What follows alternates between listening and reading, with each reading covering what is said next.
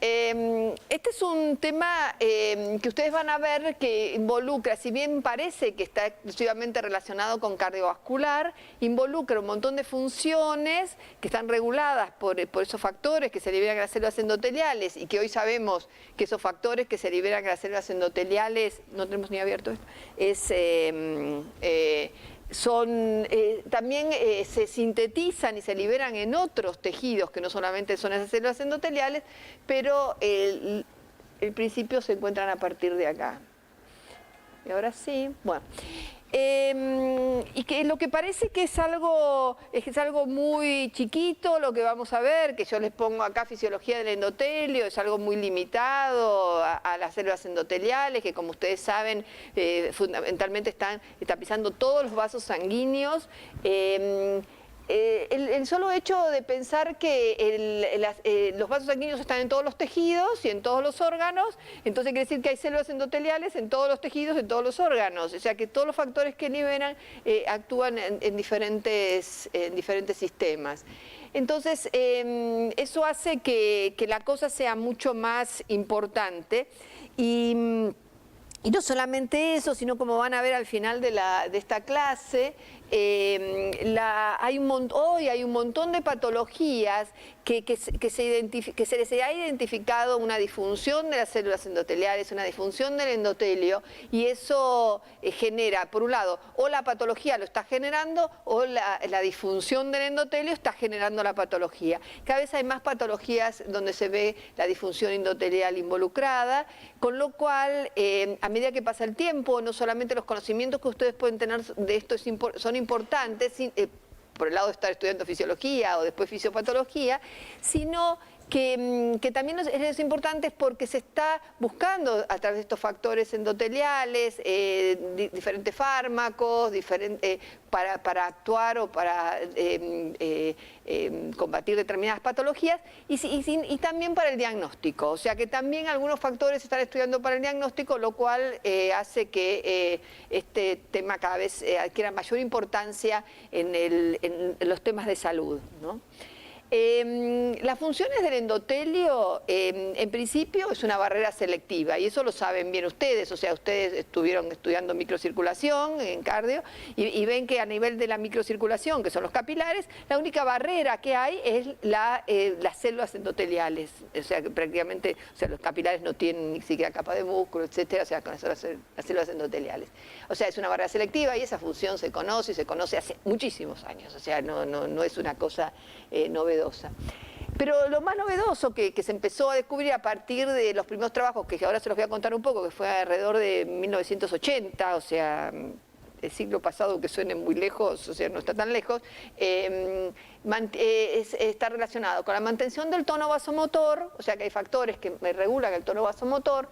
También tiene importancia en la regulación de la proliferación y el crecimiento de las células de la pared vascular. Fíjense que esto es muy importante porque tener regulada la proliferación de las células de la pared, que son fundamentalmente el músculo liso vascular, es importante para que no sucedan alteraciones en la estructura de los vasos, y ustedes saben que lo van a ir estudiando más adelante un poco más, pero saben que determinadas patologías como la aterosclerosis, por ejemplo, que se forman las placas ateromatosas dentro de los vasos, hoy sabemos que están muy relacionados con estos mecanismos de regulación de la proliferación del músculo liso vascular.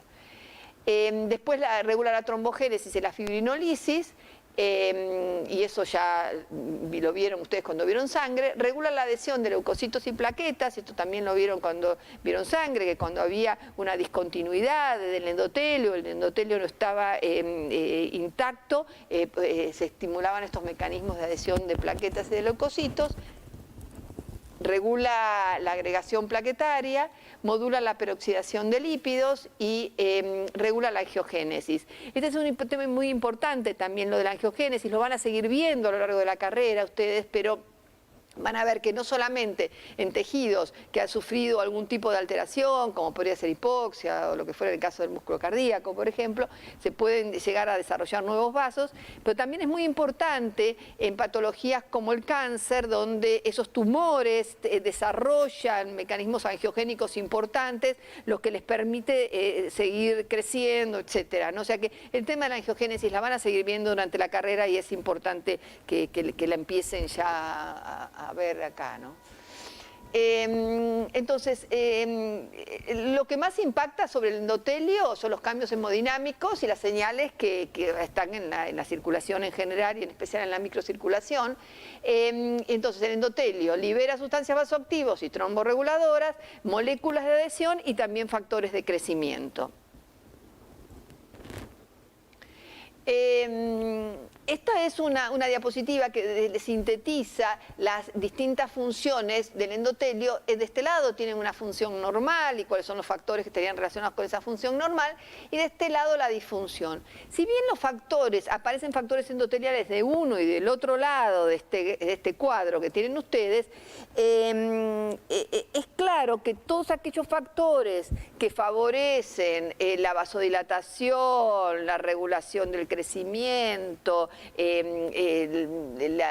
la regulación de la formación de trombos, etcétera, van a estar relacionados con más un endotelio normal, ¿no es cierto? Y en cambio, hay otros factores que también se liberan en ese endotelio que estarían más relacionados con una disfunción endotelial y están más relacionados con las patologías, ¿no? Por ejemplo, los vasoconstrictores, porque saben cardiovascular ustedes que todos aquellos factores que aumentan la presión arterial pueden llegar a estar relacionados con patologías, etcétera, estimular la trombogénesis y adhesión de moléculas, etcétera.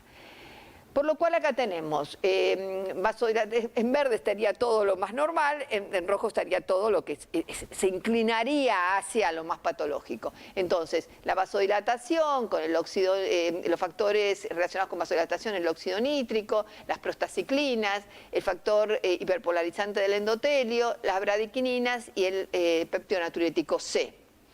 Regulando la fibrinolisis, ¿no? O sea, la destrucción del trombo, el factor de von Willebrand y el activador del plasminógeno, ¿no? que también está en el endotelio.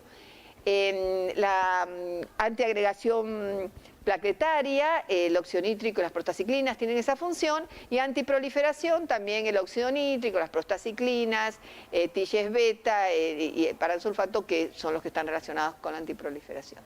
La vasoconstricción, que nos vamos de este lado ahora, los radicales libres del oxígeno, que usted ya los conoce, usted no cursaba físico-química todavía, pero algo les estuvimos hablando del aumento de los los etcétera, algo apareció durante la cursa de fisio, las endotelinas, el tromboxano A2, la angiotensina, los radicales libres del oxígeno, todos van hacia estimular la vasoconstricción.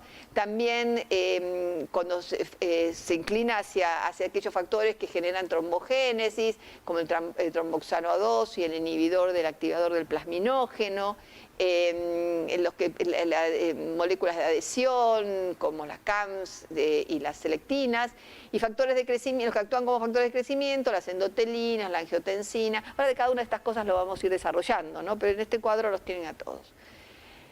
Y mecanismos de inflamación, que también es muy importante, porque hoy se está hablando mucho en las patologías de los mecanismos de inflamación. O sea, cada vez más patologías se las relaciona con aumento de los mecanismos de inflamación. De hecho, hay una evaluación que se hace en el laboratorio, que es la PCR, ahora está la PCR ultrasensible, que en realidad cada vez adquirió más importancia, porque pasó a ser de una cosa muy general, que no daba mucha información, hasta que ahora se la mide para establecer el estado inflamatorio que tiene un individuo para generar una patología, ¿no? O sea que en esto se está dando mucha importancia. Y en esta cosa que les pasa a ustedes, que cuando estudian estamos en un estado de la situación, ¿no? De conocimiento de las cosas. Y van a ver que a lo mejor dentro de a ustedes les falta 4 o 5 años, en el mejor de los casos, para recibirse. En ese momento ya las cosas a lo mejor van a ser diferentes. Y ni les hablo de lo que va a pasar 10 años después que se reciban. O sea que las cosas va habiendo cambios por descubrimientos y por cosas que van a modificar y van a impactar en la profesión que ustedes están eligiendo, ¿no? O farmacéuticos o bioquímicos. Bueno, entonces para sintetizar, acá y ahora fuera de ese gráfico, si hablamos de regulación del tono, sustancias vasodilatadoras y sustancias vasoconstrictoras, o sea, están directamente con el aumento o disminución de la contracción del músculo liso, vascular, ¿no? En este esquema tenemos acá una célula endotelial, acá una célula muscular. Fíjense lo cercano que está permanentemente las células endoteliales con los factores que están liberando con las células musculares, las tienen ahí, ¿no? Entonces, si nosotros vemos por un lado estos que serían los vasodilatadores, fíjense que el óxido nítrico, por ejemplo, que es uno de ellos, actúa directamente en la célula muscular lisa, es un gas, no necesita ningún tipo de transporte, ni de receptor, ni de nada, porque atraviesa la membrana sin ningún problema. No, tiene una vida media muy corta, y eso lo vamos a ver, muy corta, pero por esta cosa de que el endotelio está tan cerca de las células musculares, actúa fácilmente. Y actúa aumentando el GMP cíclico y produciendo relajación, disminuyendo la concentración de calcio. Después tenemos otros como el CNP, que sí tiene que tener su receptor, que también por la misma ruta produce vasodilatación. Las prostaciclinas, que también tienen sus receptores específicos. Lo que hace las prostaciclinas es aumentar el AMP cíclico, perdón, y también produce vasodilatación. Y el factor hiperpolarizante del endotelio es un factor que no está totalmente definido qué es. Algunos dicen que es el péptido natriurético C y otros buscan otros, que en realidad lo que hace es producir hiperpolarización de la membrana muscular, de la membrana del músculo, ¿no? Y ustedes saben que si produce hiperpolarización lo aleja de la vasoconstricción. Y además también puede haber estas uniones, GAP, que unen directamente a la célula endotelial a la célula muscular lisa, y a través de estas uniones pasa la información. Y por otra parte, tenemos aquellos que son vasoconstrictores, las endotelinas fundamentalmente, actúan sobre receptores A o B en las células musculares. Ya vamos a ver detalle a lo largo de esta clase de las endotelinas. Y las prostaciclinas, las prostaglandinas, que son vasoconstrictoras. O sea, hay prostaglandinas vasodilatadoras, que son las prostaciclinas, y las vasoconstrictoras. Acá están los estímulos que pueden generar la liberación de estos diferentes factores.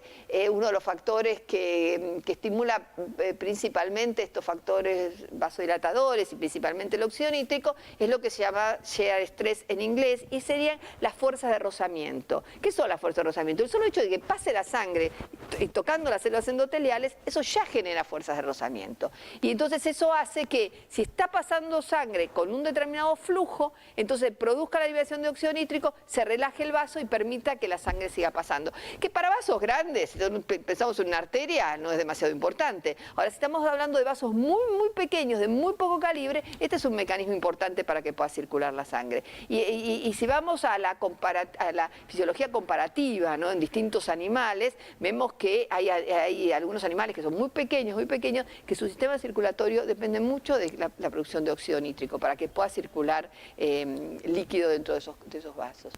Y otra cosa importante acá, que esto ya lo saben ustedes, porque lo vieron cuando vieron regulación de la presión arterial, era la angiotensina 2. Fíjense, ¿dónde está la enzima esa convertidora de la angiotensina? La enzima convertidora, que era limitante para la producción de angiotensina, está en la membrana de las células. En la membrana de las células. De hecho, ustedes pueden leer en todos los libros, incluso yo algo les debe haber comentado, que es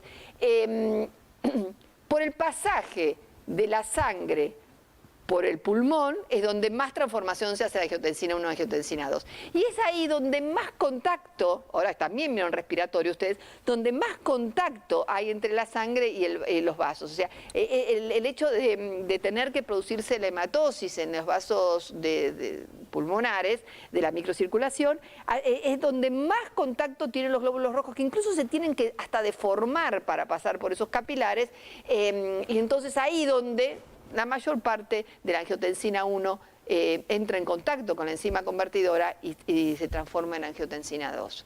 Importante vasoconstrictor, eso también lo vieron. Fíjense que actúa sobre los receptores AT1. No vamos a hacer mucho detalle, porque ustedes ya lo vieron, pero también puede actuar sobre receptores AT2 teniendo efectos contrarios, pero como actuando sobre receptores AT1 tiene efectos aumentando la contracción. O sea que esto es un poco una síntesis de cómo actúan estos factores. Y acá están los radicales libres del oxígeno, eso que genera el estrés oxidativo en los tejidos, en este caso lo que hace es también aumentar estos mecanismos vasoconstrictores. Ya vamos a ver por qué mecanismos lo hace. Yo siempre les cuento esto de la manera, porque el endotelio, si uno busca libros de fisiología de diferentes años, ¿no? Y se va ya por, a principios del 1900, se encuentra con que era de paso nada más, ¿no? O sea, una membrana, o sea, que no sería demasiado importante. Después se fue avanzando, pero la cosa clara, que recién en 1980 empiezan a publicar los trabajos hablando de factores que liberan las células endoteliales. Y no es poco esto, porque pasó a ser algo nada más de pasaje, de una barrera selectiva, a que estaban liberando factores, era impensado. Se había empezado un poquito antes con el tema de las prostaglandinas, de mostrar la presencia, pero es cuando se descubre, con este experimento, se descubre que hay un factor relajante del endotelio, que después se supo que era el óxido nítrico, pero en principio lo definen así, y era porque nosotros cuando ustedes estudiaron el sistema parasimpático o estudiaron cardiovascular, vieron que la acetilcolina tiene un efecto relajante a través de la liberación de óxido nítrico, ¿no? O sea, eso lo saben, hoy lo saben y lo podemos ver así. Pero allá, si uno tiene un libro de fisiología de alrededor de 1980 y pico, 85, 84, 85, y los que estudiamos la fisiología antes que eso, lo que se decía en los libros es que la acetilcolina tenía un efecto relajante in vivo, ¿no? Cuando se liberaba en el individuo, se producía relajación del músculo liso, pero in vitro, o sea, sacando un pedazo de arteria y poniéndole acetilcolina, no tenía ese efecto.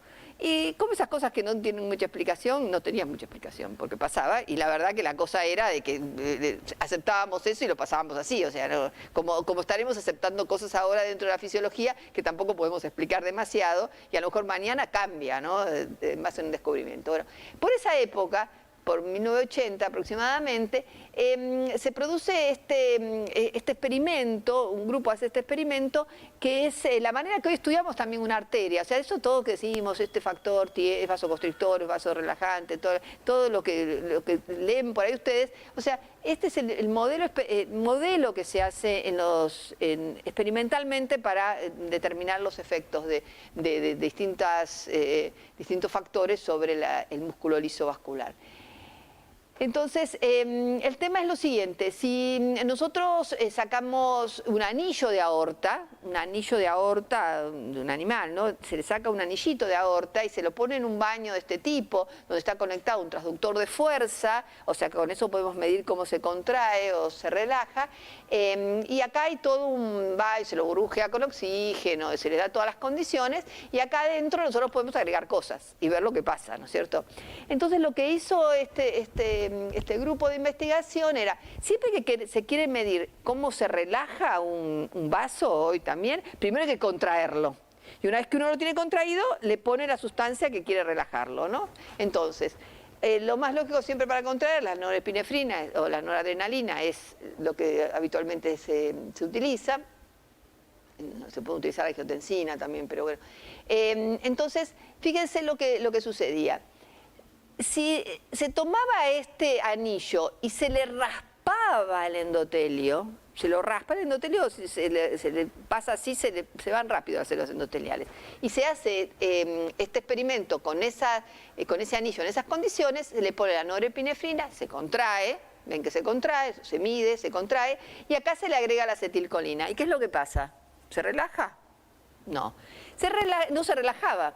Pero hacen el mismo experimento con un anillo de aorta donde se cuida especialmente que el endotelio esté intacto, ¿no? O sea, se lo trata con mucho cariño para que el endotelio no desaparezca. Se le pone noradrenalina y se mide la contracción, ¿no es cierto? Pero nada más para tenerlo contraído. Y después se pone acetilcolina. Miren lo que pasa. Se produce relajación. Y eso es lo que vio esta gente y dijo, hay un factor, ¿qué diferencia hay entre este experimento y este experimento?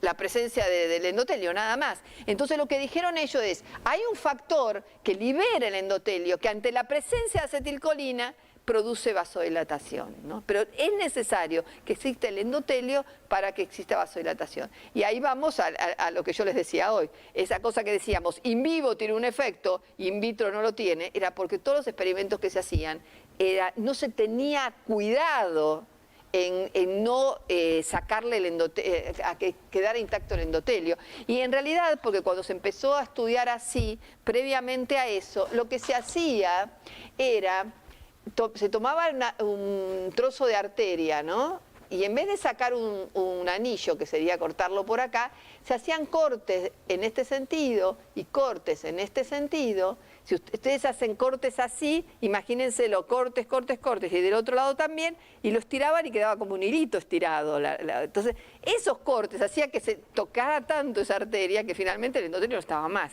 Y por eso no podían ver el efecto que tenía la acetilcolina in vitro, ¿no? Con esto se descubrió eso. Lo único que pudieron demostrar en ese momento fue que estaba ese factor, no tenían la menor idea cuál era ese factor. Muchos años después, 7 años después de estos experimentos, se pudo determinar que el factor era el óxido nítrico. El óxido nítrico, que era un gas, y por eso costó tanto encontrarlo cuál era, porque desaparecía, ¿no? O sea, no lo podían encontrar porque se les desaparecía del medio, ¿no? El óxido nítrico, esta es la fórmula del óxido nítrico, y hoy se considera su biodisponibilidad como un marcador de enfermedad, ¿no? El óxido nítrico se forma a partir de la L-arginina, que es un aminoácido de la dieta. O sea, en nuestras dietas ingerimos L-arginina, o sea que tenemos el sustrato, la enzima es la óxido nítrico sintasa y forma óxido nítrico y L-citrulina.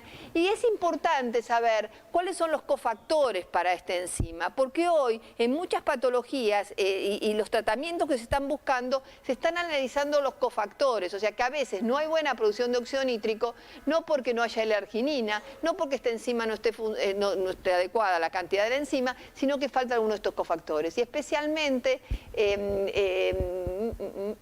la tetrahidrobiopterina es uno de los que más se están estudiando en este momento en las patologías que pueden estar alteradas de estas patologías, entre otras cosas para que no sea adecuada la producción de óxido nítrico.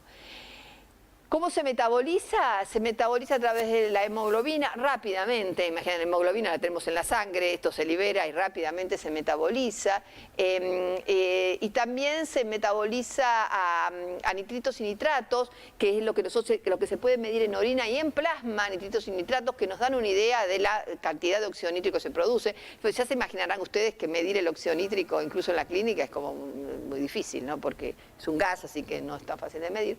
Y también se puede metabolizar en peroxinitritos. Eso cuando está aumentado las radicales libres del oxígeno. Cuando están aumentados los oxidantes en el sistema, se transforma en peroxinitritos, y esto es deleterio porque lo que hace es actuar sobre las proteínas alterando las proteínas. O sea que cuando esto sucede no es un mecanismo muy fisiológico. Lo ideal es que se metabolice en este sentido o en este sentido.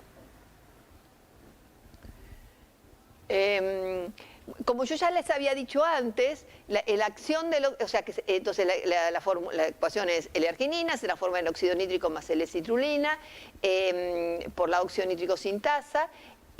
la óxido nítrico, si voy a la de atrás un segundo, perdón que vuelva para atrás, fíjense que la óxido nítrico sintasa tienen diferentes isoformas. Esas son isoformas más fisiológicas, la endotelial, las células endoteliales y la neuronal, pero hay una inducible que es esta, que en realidad esa isoforma se activa en procesos infecciosos o inflamatorios importantes y no es tan bueno que se active esa, porque si se activa esa, se produce muchísima cantidad de óxido nítrico, muchísima cantidad. ¿Y qué le va a pasar a un individuo que tiene una infección bacteriana importante, y arriba de todo empieza a tener un estímulo por las citoquinas que se forman, estímulo de la óxido nítrico inducible y mucha cantidad de óxido nítrico? ¿Qué le va a pasar? Sí, va a tener todo un proceso inflamatorio, eso está claro, y va a tener todo un proceso inflamatorio, pero además de ese proceso inflamatorio, el óxido nítrico es vasodilatador. Entonces se produce mucha cantidad de óxido nítrico, está bien, estará muy saludable la vasodilatación y que la presión esté baja, pero genera unos valores de presión tan baja que el individuo muchas veces no logra superar ese cuadro infeccioso importante porque su presión es tan baja que se le genera un shock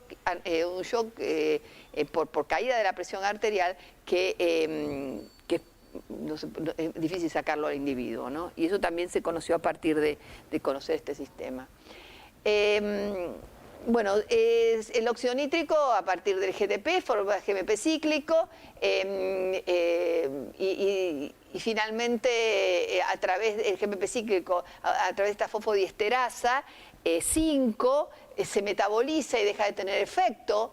Y este es otra cosa importante en este circuito porque la inhibición de esta fosfodiesterasa 5, la inhibición, va a hacer que esté más tiempo este GMP cíclico, ¿no es cierto? Bueno, y esa fue una de las primeras cosas que se utilizó farmacológicamente. Se diseñaron inhibidores de la fosfodiesterasa 5, que es el sildenafil, que es la droga que tiene, por decir alguno de ellos, Viagra, por ejemplo, porque este sistema está relacionado con la relajación de los cuerpos cavernosos, o sea que en realidad fue la primera cosa que se encontró para un tratamiento relacionado con esto. O sea, no se puede mantener el óxido nítrico, porque es un gas. Entonces lo que yo hago, mantengo más tiempo el intermediario de su acción, que es el GMP cíclico.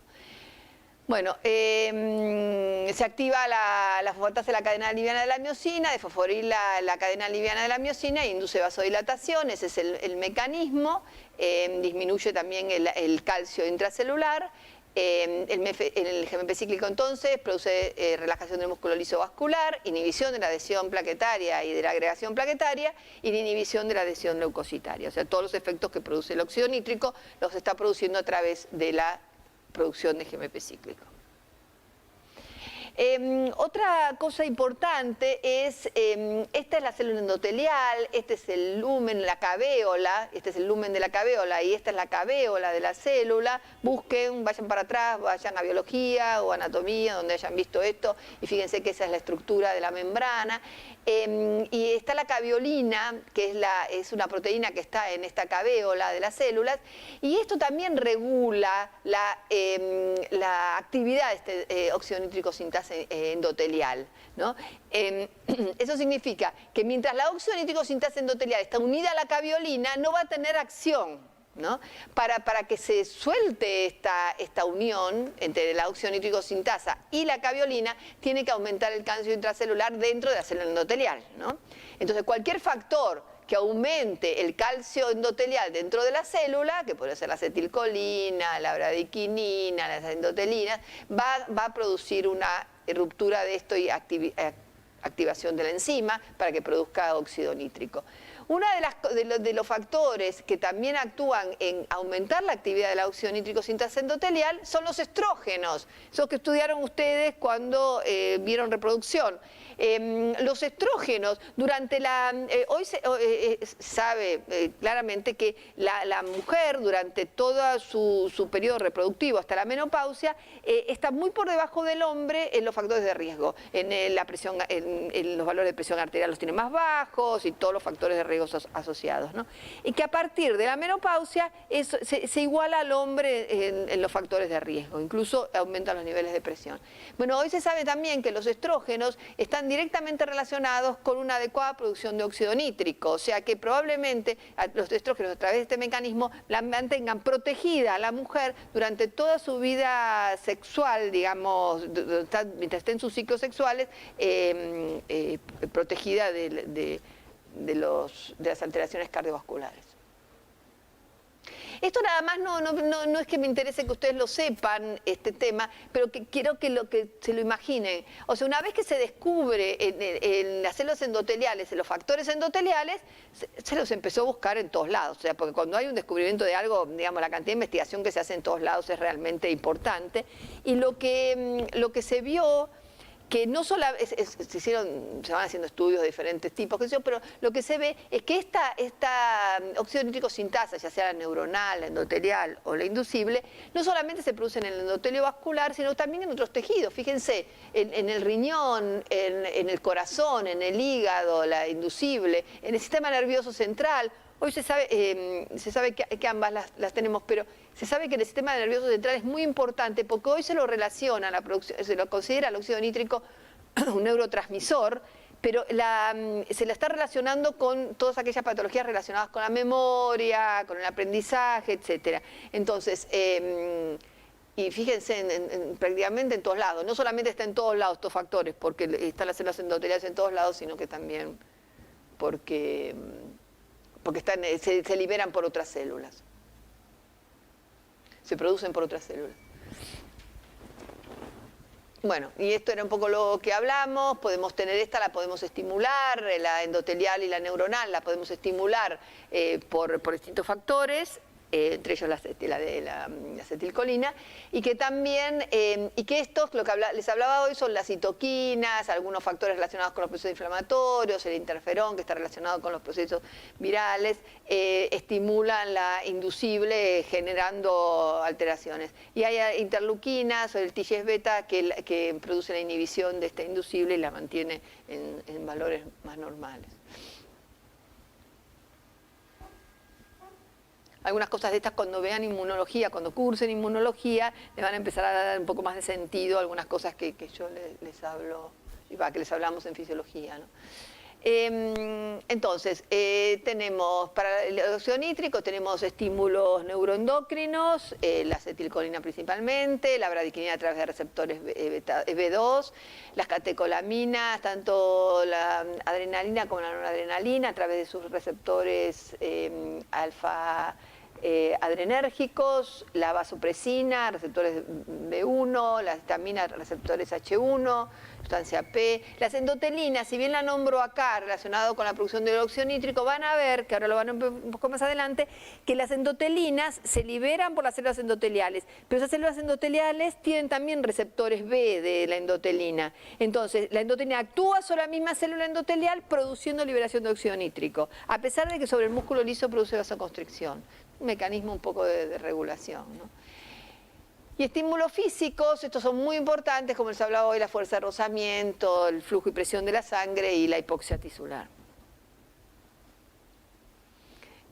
Bueno, hay algunas cosas que ya se las dije, o sea, las caveolinas inhiben la acción de la ENOS. Esto es muy importante porque también se lo está observando mucho en las patologías, en las distintas enfermedades, y en los niveles de esta que es la arginina dimetilada, que es similar a la arginina, pero que no actúa sobre la enzima, que la inhibe a la enzima, mejor dicho, o sea, que no puede producir óxido nítrico, que es endógena, o sea, que circula y es endógena y mantiene la inhibición sobre la ENOS, ¿no?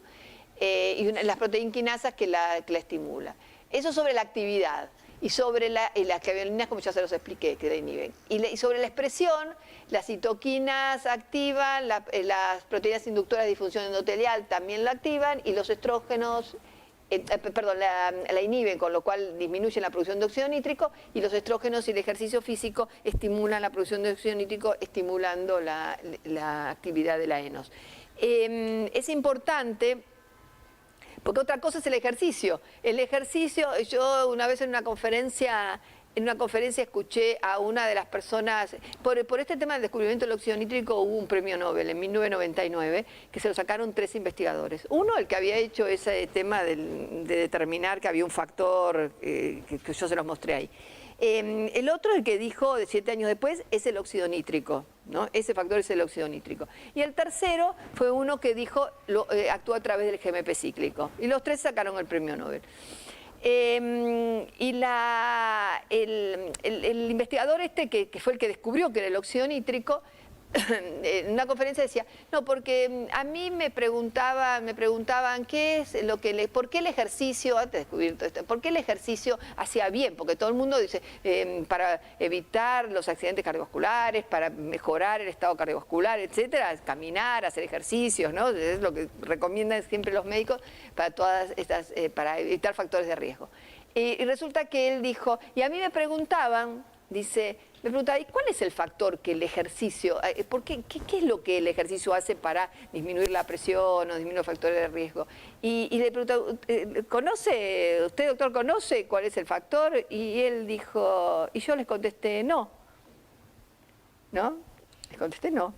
Dice, cuando no sabía qué era. Y en realidad mi respuesta era la respuesta que era, porque lo que era NO, que es el óxido nítrico, ¿no? Esa es la historia que él contaba como anécdota de por qué el ejercicio era, y realmente hoy se sabe que el ejercicio produce liberación de óxido nítrico y eso baja los niveles. O sea que esa respuesta de no era justamente el óxido nítrico que se llama NO, son sus siglas.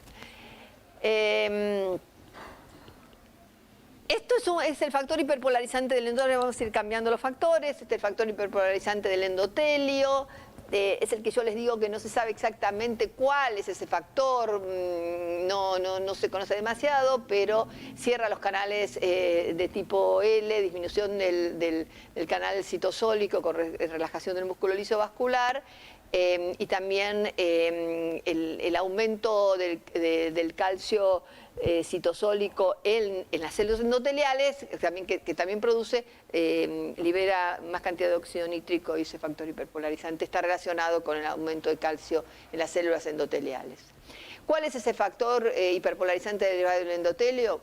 No se sabe. Puede ser el mismo potasio, puede ser el peróxido de hidrógeno, puede ser el péptido natriurético C, o puede ser metabolitos del ácido araquidónico, que son los ácidos epoxieicosanoicos, o sea que son puede ser cualquiera de esos.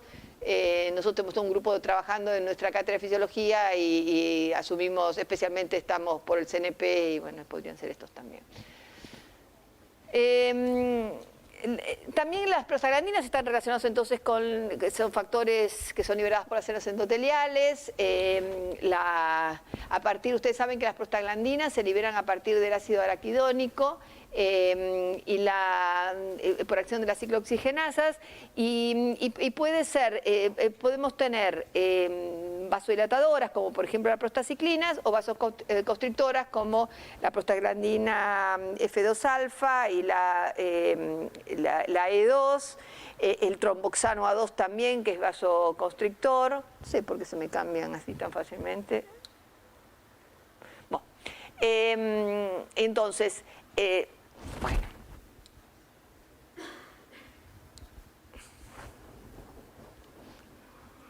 Vuelvo acá, tranquilos.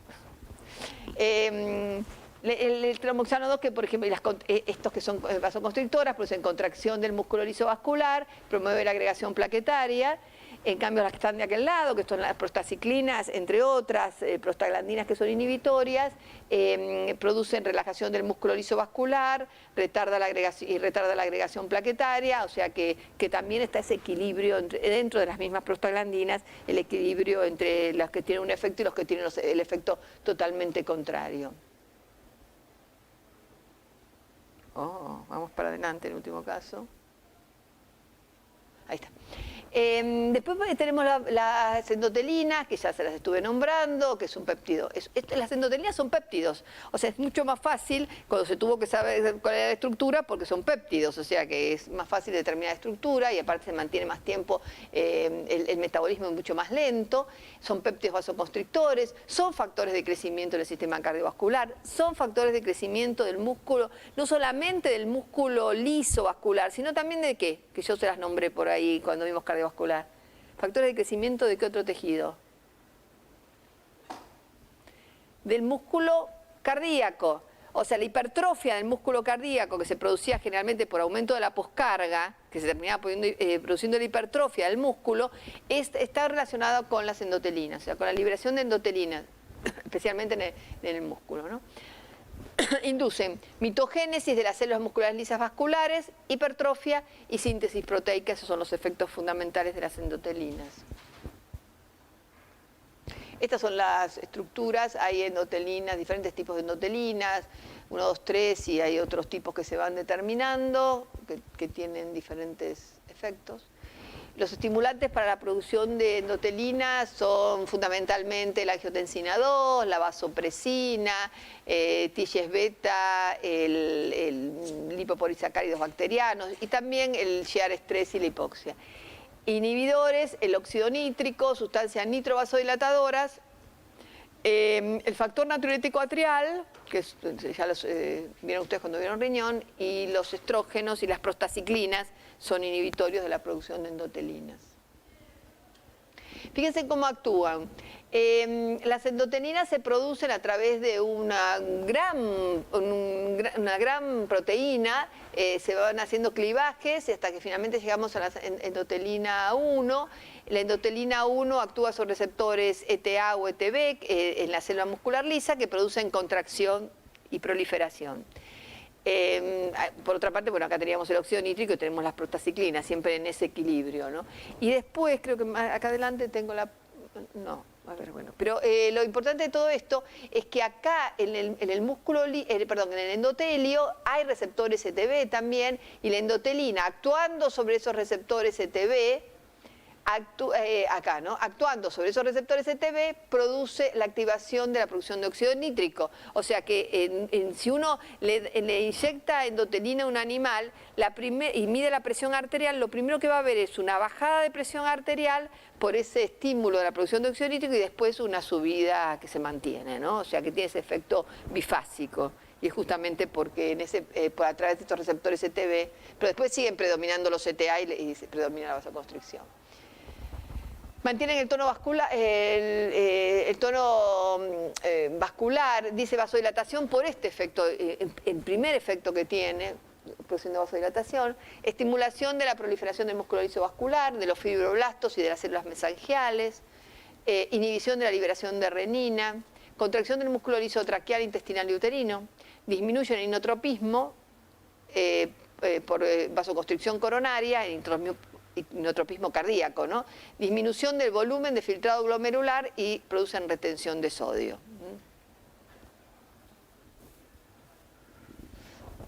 También tienen un efecto, esos factores endoteliales tienen un efecto sobre los mecanismos hemostáticos. Fíjense que el óxido nítrico inhibe la adhesión plaquetaria, inhibe la agregación plaquetaria, y las prostaciclinas, que son un potente vasodilatador agregante plaquetario, que impide la degranulación y liberación de los mediadores de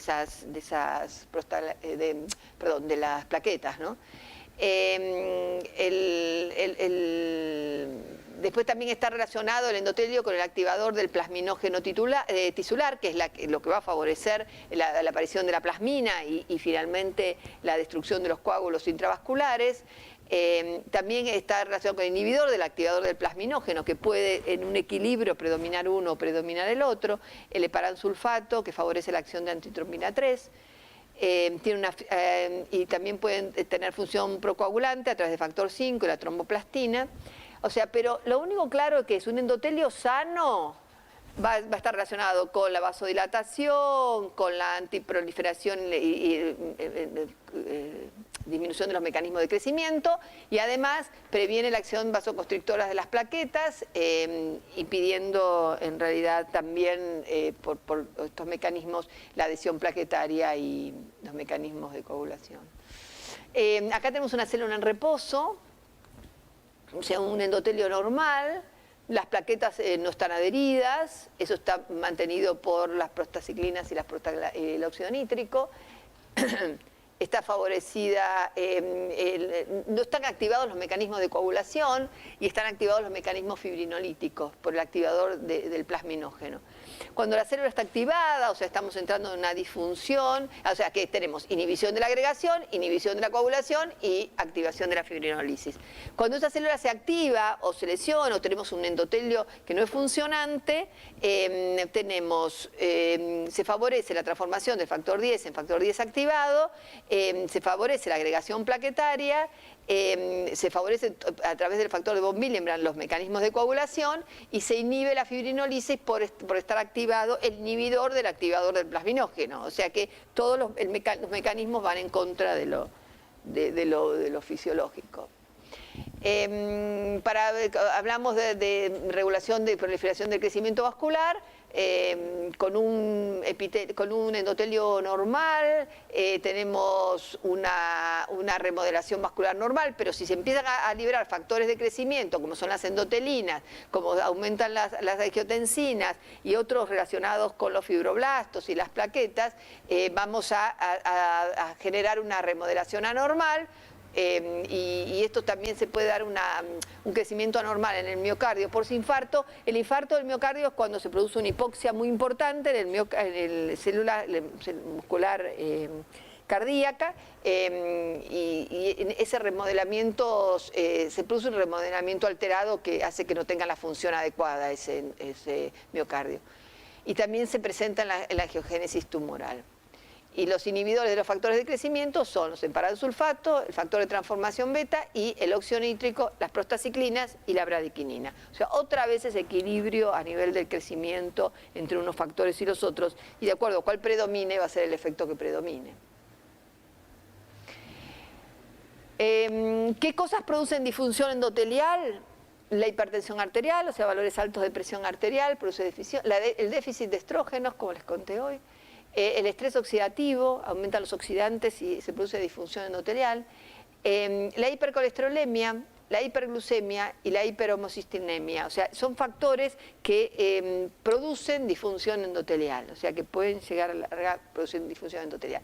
Este tema con la hipertensión arterial es discutible, ¿no? O sea, ¿qué es? La hipertensión arterial daña el endotelio, ¿no? Por la misma presión que ejerce sobre eso, y eso produce disfunción endotelial, o la disfunción endotelial genera la hipertensión arterial, ¿no? O sea, que es una cosa que puede ser para un lado o para el otro, ¿no? Patologías que hoy se sabe que están relacionadas con disfunción endotelial. Y fíjense, una variación, ¿no? Hipertensión, trombosis y coagulopatías, angiopatía diabética, hiperlipidemia, disfunción eréctil, que era lo que yo les contaba en el caso, vasoespasmos coronarios, aterosclerosis, con la formación de las placas por esta alteración en los equilibrios, patologías vasculares periféricas, insuficiencia cardíaca, injuria por respiración, entre otras, cada vez más. Y además a esto deberíamos saber que no están en este esquema, son aquellos trastornos de la memoria y del aprendizaje, sobre todo de la memoria, y hoy se lo relaciona también con algunas patologías complicadas como Alzheimer, etcétera, sobre todo al óxido nítrico. Bueno, ustedes van a ver entonces con esta clase, con lo que estuvimos viendo hasta ahora, que en realidad